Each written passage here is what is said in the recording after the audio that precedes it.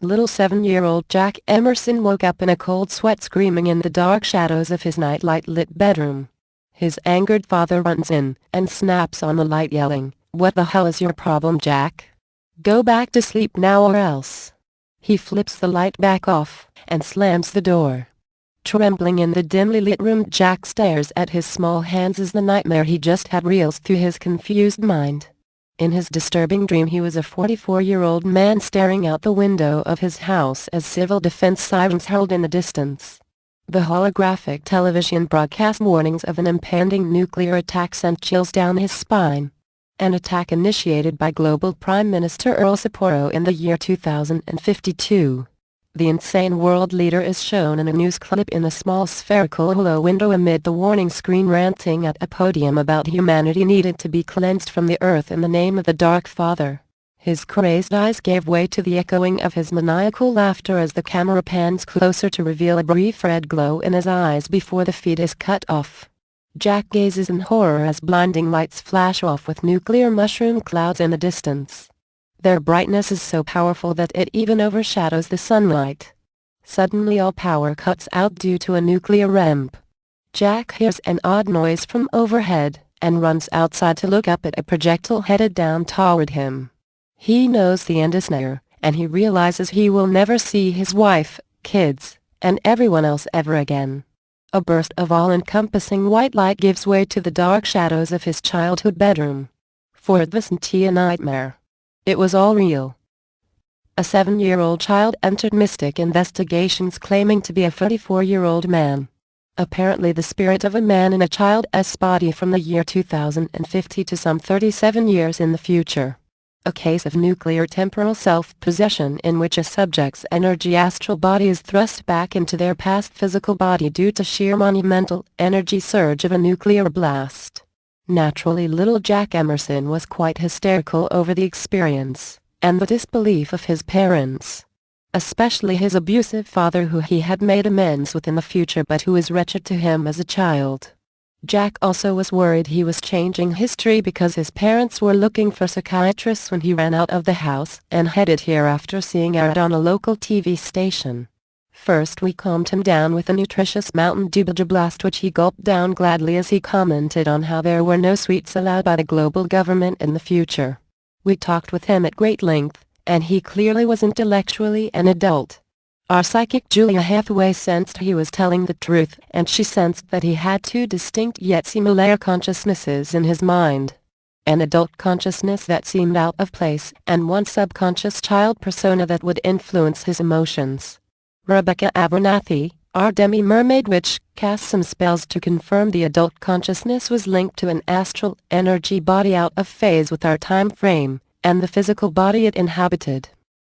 Jack told us the hellish tale of a world gone mad under a dystopian global government. A world full of pandemics, chemical attacks, small nuclear terror attacks, and police nanny-state nightmares, along with the mentally ill and sadists given power. There was also perpetual urban violence spilling into rural areas due to police abandoning or being paid off by criminal gangs who ruled their territories as warlords. Warlords given free reins of terror by the greater global government. All this hell on earth was presided over by the world government's first Prime Minister Earl Sapporo. A handsome, charismatic figure who got elected on a platform of peace, prosperity, human rights, enlightenment, and freedom.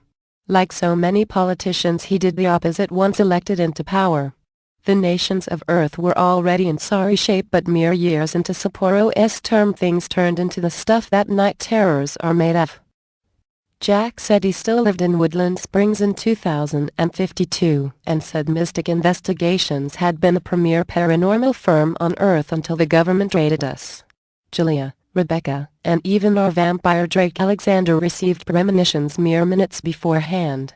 It seems government psychic warriors were able to block their presence until they were close. Apparently we valiantly faced a Black Ops Commando squad of supernaturally powered beings before making our escape in what appeared to be a spacecraft of some type. Mystic Investigations were painted as terrorists by the government, but most of the populace refused to believe it, even if they pretended to do so for the sake of tricking the mandated re-education camps. Despite the entire global media being government propaganda, the average person knew it was a false narrative. Rumors indicated we had established an undersea base in the Pacific where we were instrumental in an underground rebellion against what was thought to be a demonic regime under the rule of the Antichrist, aka Earl Sapporo. Julia, Rebecca, and Drake gleaned this information by looking psychically, joining together to peer deep into Jack's mind, which included tapping into his astral spirit to see more details about the shocking future. Jack said he had been watching a government-required program on state-run holographic television about the silver lining of so many deaths worldwide. The government said the only way to save the Earth and bring peace to the world was to reduce the population to 500 million. I guess the public propaganda was that too many people are to blame for the hellish state of Earth. An overpopulation mantra practiced by the plutocratic elites even in our present day. In Jack's 2052, the population was down to 3 billion via various extermination practices. Some rather obvious mass disappearances for seemingly no reason, while others seemed to have a logical explanation. The pandemic that took out 1 billion people seemed legit, while others thought the government engineered it. Certainly, if anyone had any doubt about the global government's intentions, it was shattered with Prime Minister Earl Sapporo's final words: "Ah yes, silly little ape people, your time is up. I just launched all 11,381 nukes. May the Dark Father, his loyal demonic children, and the cockroaches inherit the Earth." The paranormal, echoing maniacal laughter, and crimson eye shimmering left no doubt he was the Antichrist. We all digested Jack's horrific future, knowing that time is constantly flowing not only forward but parallel 5-dimensionally into other realities. In all likelihood his future wouldn't be ours. Especially since time travel itself almost always sends a person to an alternate universe. There was certainly hope to change things with this knowledge in hand. We now had the name of the Antichrist, and wouldn't have to guess which leader was the real evil deal. Jack was obviously at ground zero of a nuclear blast that sent his spirit into his childhood body as a warning beacon of future destruction.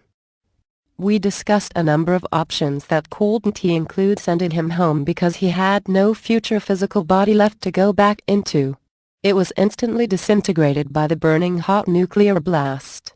There was a suggestion to send him to a previous point before the nuclear blast, but the world he described was a living hell, and it would be too cruel to send him there to an inevitable death sentence.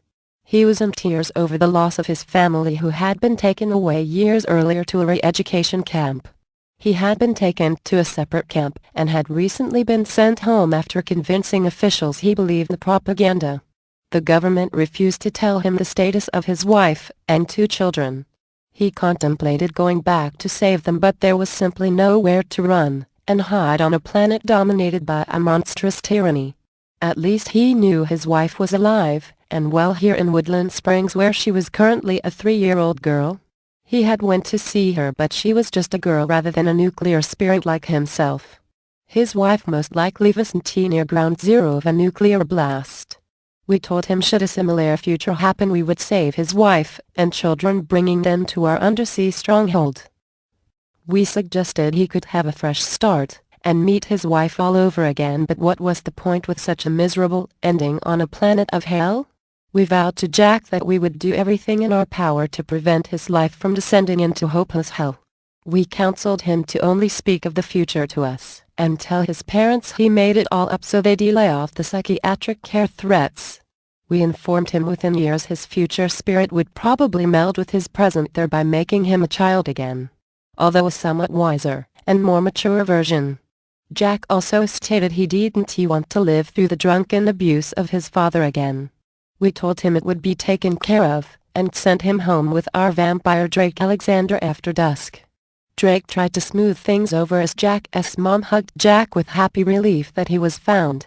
Jack's father, however, was steaming mad and yelling he was going to teach him a lesson he wouldn't forget. Drake tried to calm him down, but the father physically shoved his chest and told him to get the hell out. Drake motioned for Jack to lead his mother into the other room. Once gone, Drake's eyes glowed neon amber as he picked up Jack's dad by the neck, practically raising him to the ceiling while saying, "Your days of child abuse are over, pal. Otherwise you and I will have a big problem." Drake then lowered the choking man at eye level, and used his vampire hypnosis to command him to never raise his hand against his child ever again. He released his neck grip, and Jack's father smiled. He said, "Thank you, Mr. Alexander, for bringing my blessed son home." Drake replied with a grin, "You're welcome. Let me know if Jack ever needs anything. All of us at Mystic Investigation are here to help."